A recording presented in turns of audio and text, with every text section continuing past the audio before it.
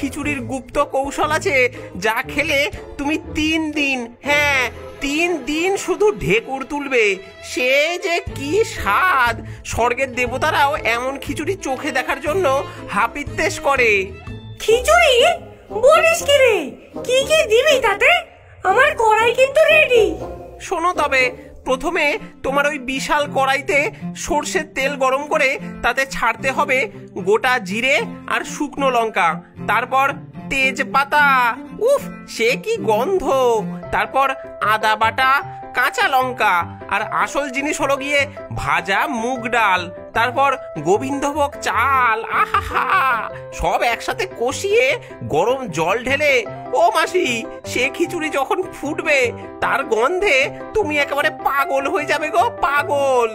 থাম থাম, আর বলিস না, আমার পেট যে একেবারে চুই চুই করছে।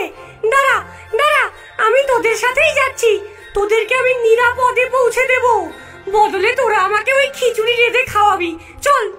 এই বলে খেদি পেতনি তার বিশাল কড়াই সমেত ভোলার ছাতার বাড়ির পাশে এসে ভিড়ল। দুটো যান দড়ি দিয়ে বাঁধা হলো। এখন জলের উপর ভাসছে এক অদ্ভুত কনভয়, একদিকে ছাতার বাড়ি আর একদিকে লোহার কড়াই।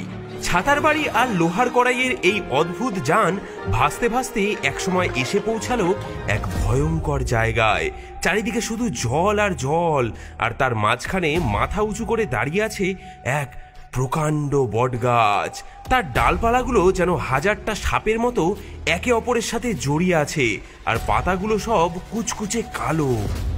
সর্বনাশ, এ তো নোলক ডাইনির ডেরা। এর পাশ দিয়ে যাওয়া মানে বাঘের খাঁচায় মাথা গলানো।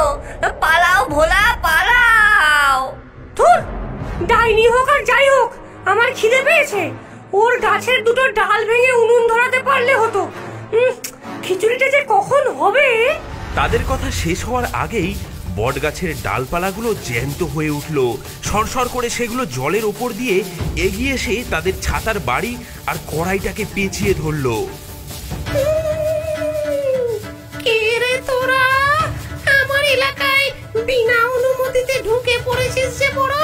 দাঁড়া, তোদের মজা দেখাচ্ছি। ও ডাইনি মাসি, আমরা তো গরিব মানুষ, বন্যায় ঘর বাড়ি হারিয়ে ভেসে বেড়াচ্ছি, তোমার এলাকায় ঢুকতে চাইনি, জলই আমাদের ভাসিয়ে এনেছে, আমাদের দয়া করে ছেড়ে দাও। ও সব আমি শুনতে চাই না। আমার পোষা জিনের মেজাজ ভালো নেই, সে একটা ধাঁধা বানিয়েছে।